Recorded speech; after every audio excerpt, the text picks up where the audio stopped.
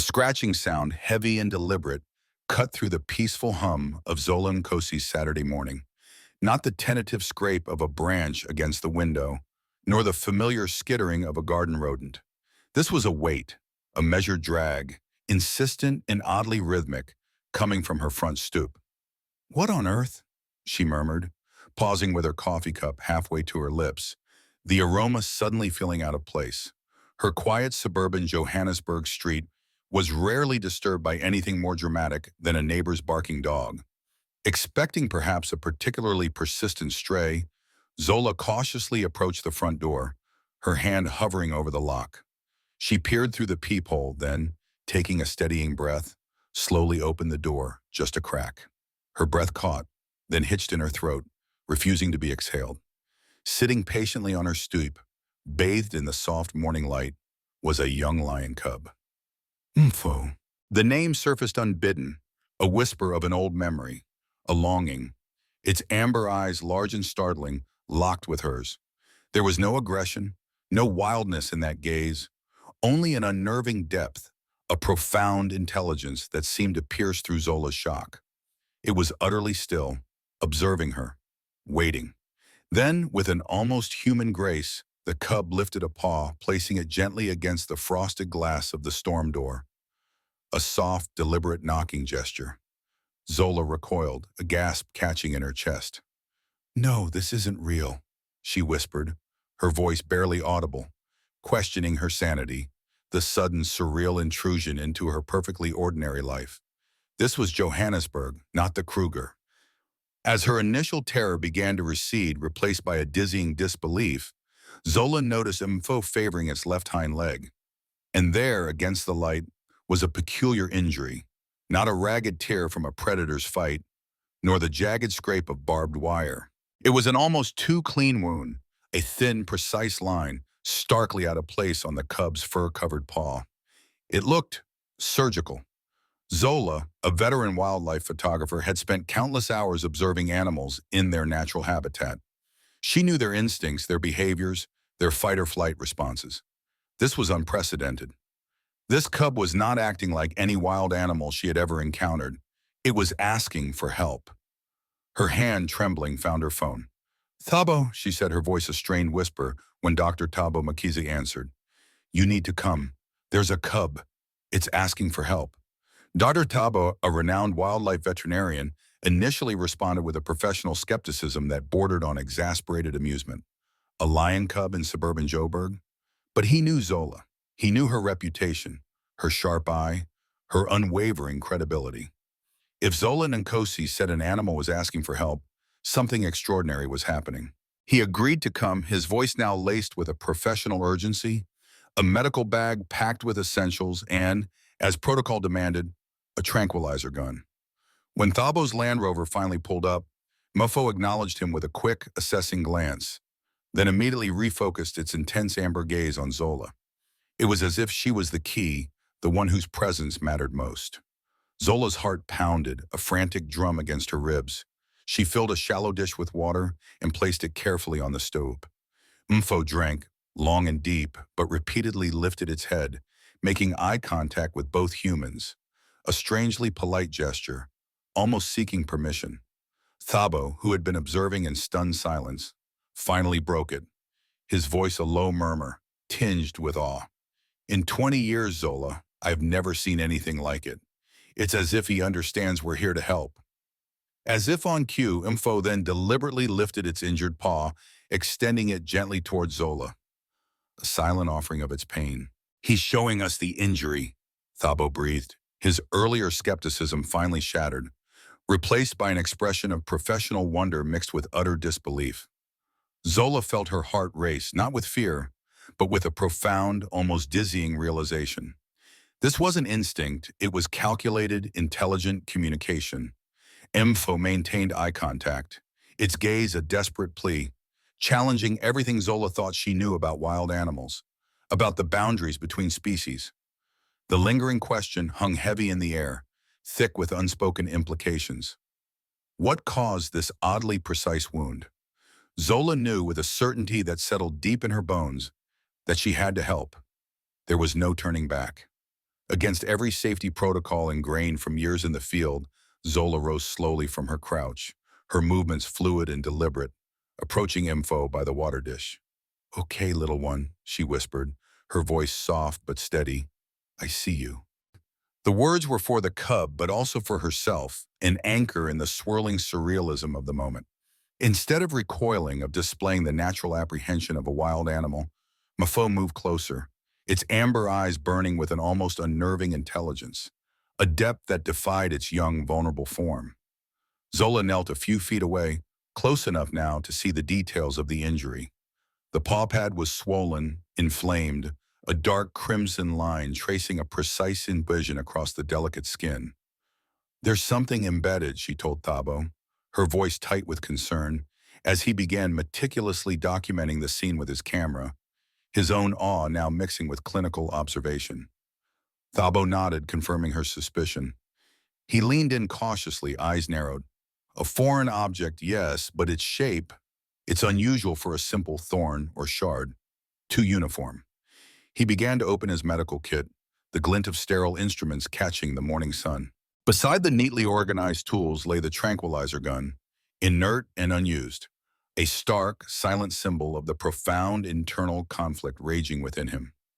"Stay where you are, Zola," Thabo instructed, his voice low and firm, a professional edge cutting through the wonder.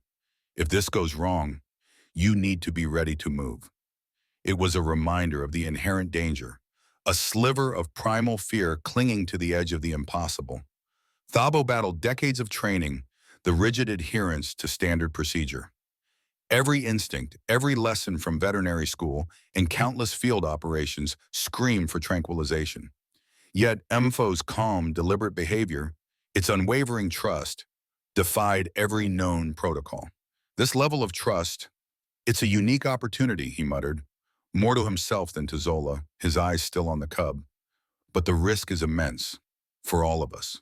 The ethical dilemma was stark, adherence to rules that no longer seemed applicable, or an unprecedented leap of faith into the unknown. Zola nodded, her gaze fixed on Mpho. A profound instinct, deeper than logic, told her the cub posed no threat. She saw not desperation in those intelligent eyes, but a calculated plea, an understanding that transcended mere animal need. This was intelligence, not instinct. As Thabo cautiously moved closer, medical implements in hand, Mpho remained perfectly still, its head tracking his movements, but without a trace of fear. Then, in a moment that solidified Thabo's crumbling skepticism, Mpho deliberately shifted its body, angling its injured paw for better access, presenting the wound. All the while, its amber gaze remained fixed on Zola, as if she were its anchor, its sole point of safety in a bewildering world. "He's cooperating," Thabo whispered, a tremor in his voice, his previous professional detachment completely gone. "He's actively helping us." The cub then looked between Thabo and Zola, a silent acknowledgement of their combined presence, before doing something even more extraordinary. It slowly, carefully placed its head against Zola's knee, bracing itself, a tiny tremor running through its body. Zola felt the soft fur, the warmth of its trust, and her heart ached. "This is unprecedented," Thabo admitted, his voice barely a breath. The choice to proceed without tranquilizer was a monumental breach of protocol, putting them both at immense personal risk. Zola, feeling Mpho's soft fur against her knee, understood the agonizing decision, the gravity of what they were doing. Her moral compass, sharpened by years of witnessing both the brutality and the profound beauty of the wild, screamed louder than any rulebook, any standard operating procedure. This wasn't just about an injured animal. It was about something far more significant. Bound by the cub's desperate, intelligent plea, they both committed, moving forward into the unknown. With a deep breath, Dr. Thabo leaned in, his gloved hands steady despite the hammering of his heart. "This is going to hurt, little one," he warned Mpho, his voice low and compassionate. The cub, still resting its head against Zola's knee, responded with a soft, guttural sound. A chuff, an acknowledgement that seemed to confirm its understanding. Zola gently stroked its fur, offering silent reassurance. The procedure began, delicate and precise. Mpho remained astonishingly motionless, a testament to its absolute trust. though faint tremors ran through its small body, visible evidence of the pain it endured. Zola watched, mesmerized and horrified, as Thabo worked with surgical precision, cleaning the inflamed tissue, then carefully extracting the embedded object. It wasn't a natural thorn. What in the... Thabo trailed off, his voice barely a whisper, as he held up a pair of tweezers. Caught in their grip was a tiny, metallic, almost crystalline shard. It glinted under the morning light, not organically, but with an unnatural, almost faint luminescence. Its surface bore intricate, almost microscopic etchings, impossibly delicate. "This isn't organic, Zola," he stated, his voice now strained, disbelief and a nascent alarm warring in his eyes. He quickly cleaned the remaining infected tissue, applied a broad-spectrum antibiotic ointment, and dressed the wound. His hands moved on autopilot, his mind racing, already consumed by the implications of the shard. The moment the pressure on the wound eased, Mpho let out a sound of pure, unadulterated relief, a deep, resonant rumble, unlike any lion vocalization Zola had ever heard. It was gratitude, profound and unmistakable. Then, with an almost deliberate grace, the cub gently pressed its forehead against Zola's outstretched hand, a gesture of deep trust and affection. "He's thanking us," Zola whispered, tears stinging her eyes, a lump in her throat. The raw emotion of the moment, the profound connection, was overwhelming. Thabo, still reeling, began packing his medical supplies, but his focus remained entirely on the shard, which he had meticulously placed into a sterile sample bag, sealed tightly. "This changes everything, Zola," he said, his eyes meeting hers, grave and shadowed. He spoke quickly, articulating the swirling thoughts in his mind. A cub showing advanced cognitive abilities, organized, purposeful behavior. It's unheard of. We talk about animal intelligence, but this is beyond anything I've witnessed. He held up the sample bag. "And this," he continued, "this is definitely human-made. A biomarker, perhaps, or a tracking device of some kind. But it's advanced, very advanced. The way it was lodged, the surgical precision of the wound, this wasn't accidental. This was placed there. The discovery of the biomarker or microtag planted the first insidious seed of a sinister plot. This wasn't a natural injury born of the wild. It was a deliberate intervention, a calculated act by someone or something far beyond their understanding." Zola felt a chill crawl down her spine, raising goosebumps on her arms. Mpho wasn't just injured. It had been targeted, exposed to something unnatural, something insidious. Thabo made his decision swiftly, his professional demeanor reasserting itself, now fueled by a new intense purpose. "I need to analyze this shard immediately. I have contacts who can fast-track this."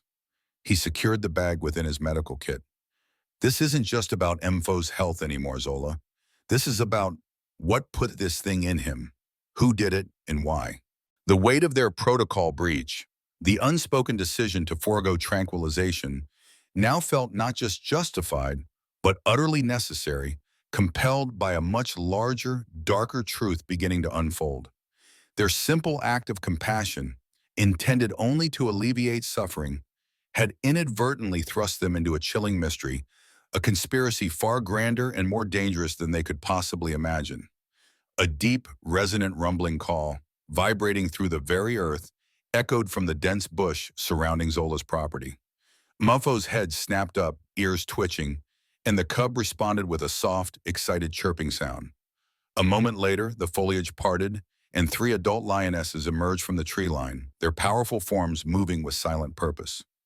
Nala, the matriarch, led them, her golden eyes fixed intently on the scene. She approached the invisible boundary Zola and Thabo had maintained, assessing.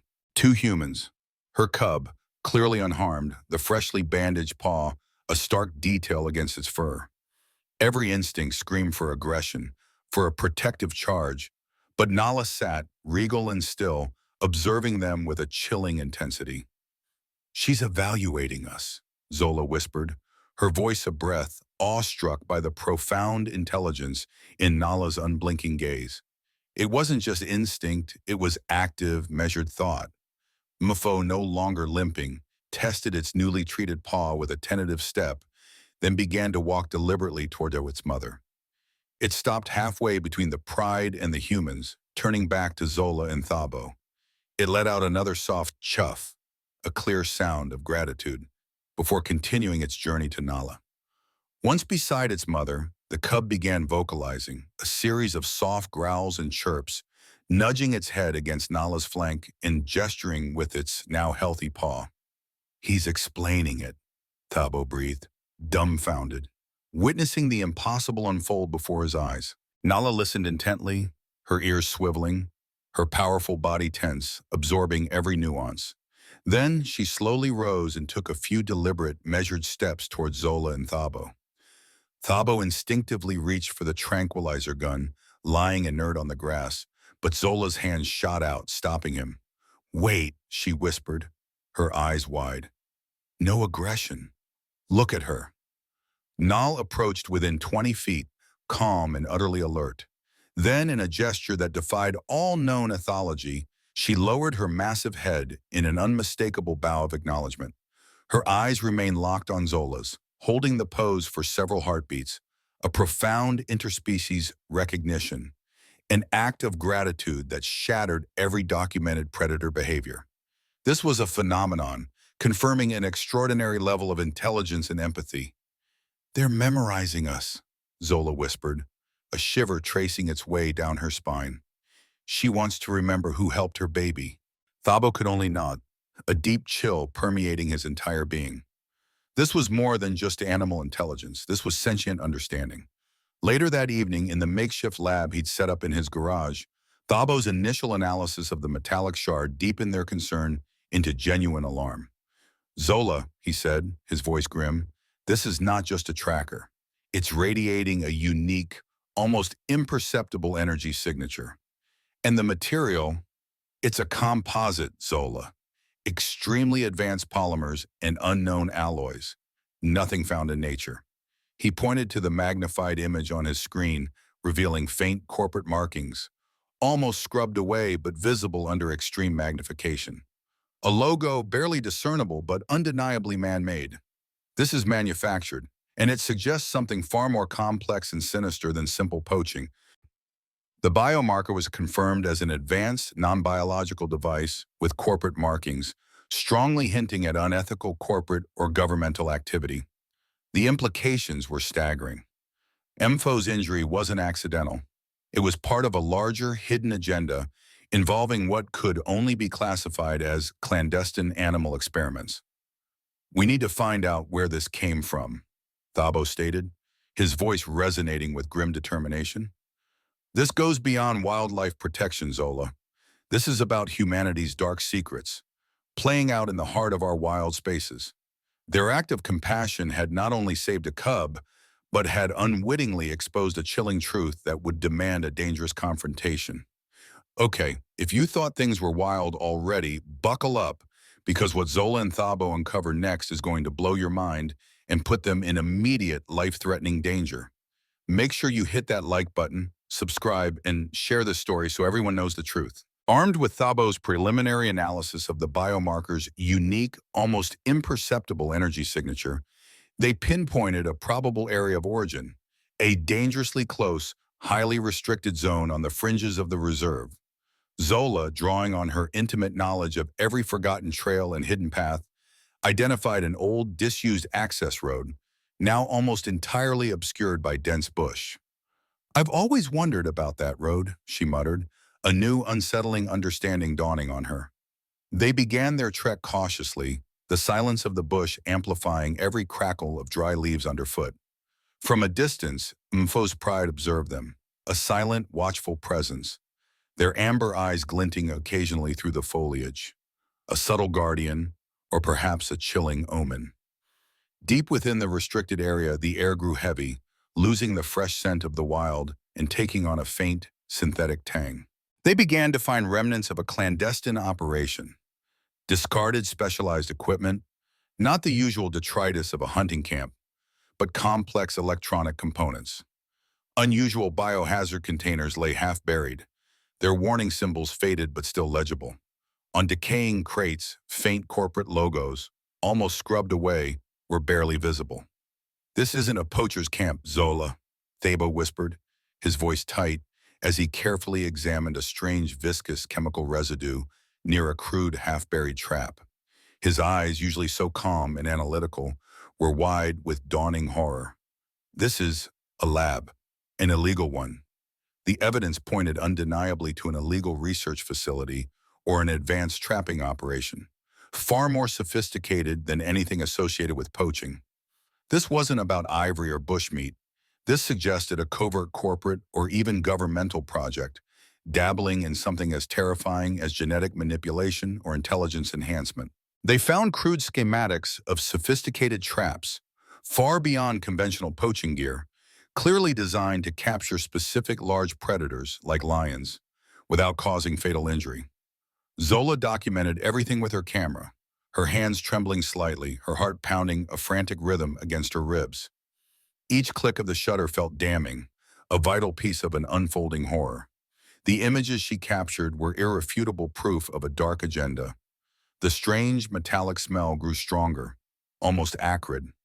They stumbled upon a dumping ground, partially concealed, where more biohazard containers lay spilled, contaminating the soil. Local flora nearby was withered and discolored, and the skeletal remains of small animals suggested a silent, toxic devastation. "This explains so much," Zola said, her voice laced with horror, realizing the true extent of the human-related danger. Not just animal cruelty, but systematic environmental contamination, and, chillingly, biological experimentation on sentient beings.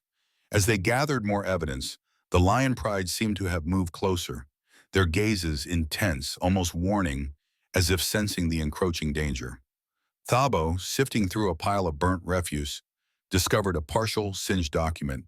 His breath hitched as he painstakingly deciphered the remaining text, mentions of Project Chimera and cognitive enhancement protocol. "They're messing with these animals," Thabo exclaimed, his voice cracking with outrage, the words barely escaping his throat. "Genetically altering them or enhancing their intelligence." The reality hit them with the force of a physical blow. The weight of their discovery pressed down on them, heavy and suffocating. This was bigger, far more monstrous than anything they could have possibly imagined. Suddenly, faint vehicle noises drifted through the air, followed by the distant murmur of voices. They had been too long. Someone was returning. The chilling realization pierced through their shock. They were no longer just observers. They were trespassers, caught in the heart of a dangerous, hidden operation.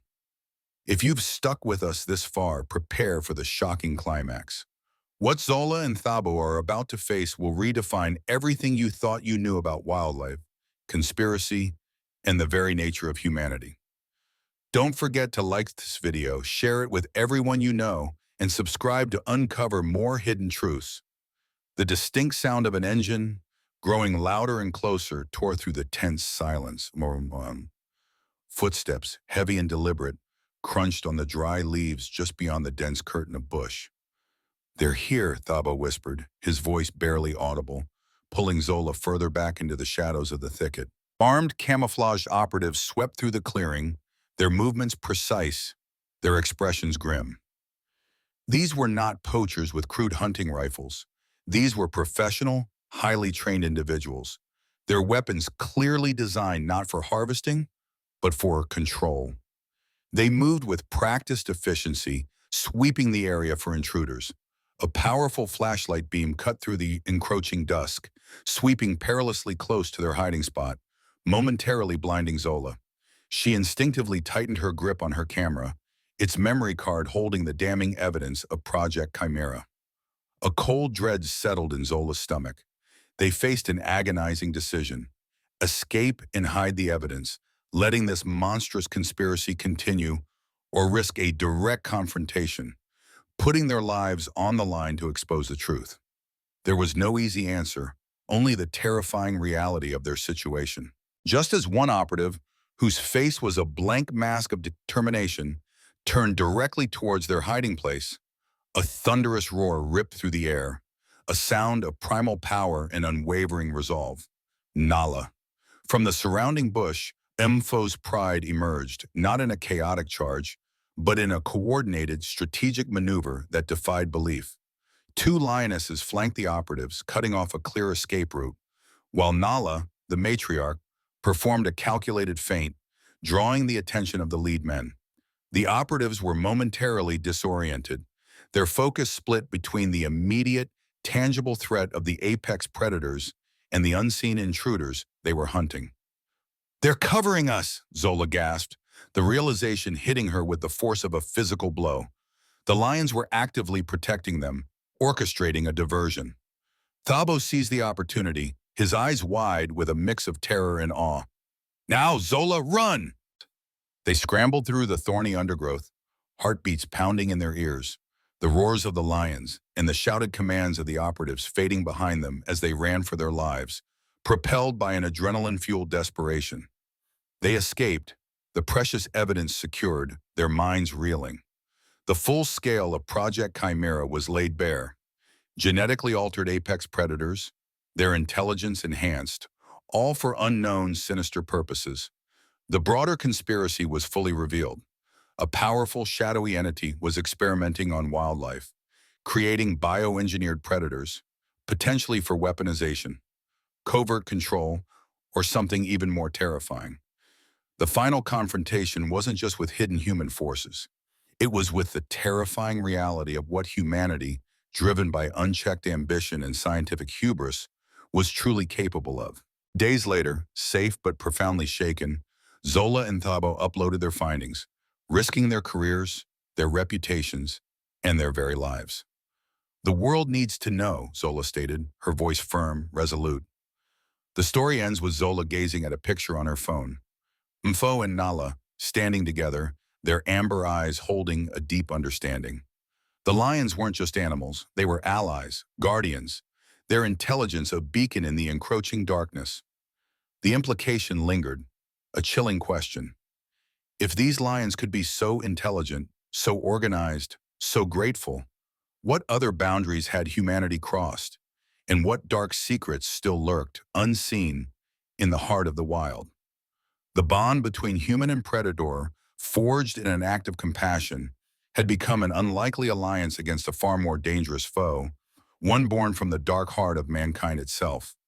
The quiet peace of a Johannesburg Saturday was shattered by a deliberate scratching at Zola and Nkosi's door. What began as an act of compassion for a young lion cub, Mpho seeking help with unnerving human-like intelligence, quickly spiraled into an unthinkable revelation. Mpho's strangely precise injury led Dr. Thabo Mkhize to extract not a thorn, but an advanced metallic biomarker, a chilling sign of human intervention. The subsequent arrival of Mpho's pride, displaying unprecedented gratitude and strategic intelligence, confirmed that this was no ordinary wildlife encounter. Following the biomarker's trace, Zola and Thabo uncovered a hidden, illegal research facility, a grotesque Project Chimera, where apex predators were being genetically altered, their intelligence unnaturally enhanced. The world they knew, where animals were governed by instinct, collapsed under the weight of this terrifying conspiracy. In a climactic confrontation, the very creatures being exploited became their unlikely saviors, protecting them from armed operatives. Their escape, with damning evidence, unveiled a truth almost too dark to bear. Humanity was not just destroying the wild, but actively reshaping it for sinister ends.